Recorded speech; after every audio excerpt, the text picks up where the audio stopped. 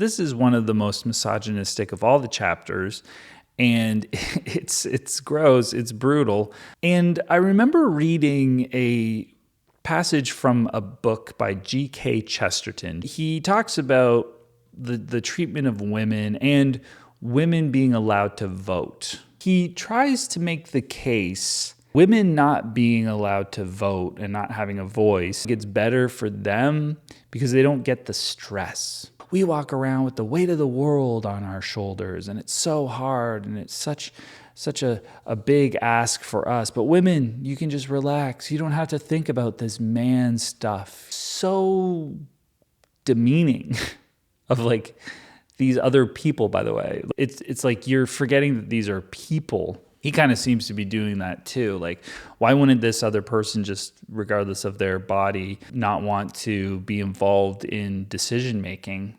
right? Wouldn't want to have the opportunity to weigh in on their future, right? It's not just your future or your world. It's just so ridiculous. No, don't worry your sweet little pretty head about it. That's manipulation. It's manipulating language where people will fall prey to that. Bible is using that too. I pointed out, I think, something like that where it's like your vow will be held against you.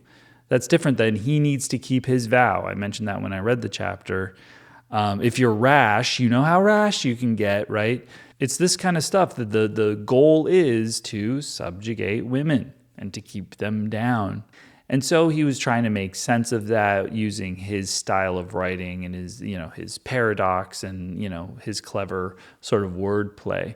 But it comes from places like Numbers 30, right? It comes from the religion. That's why he believed that way.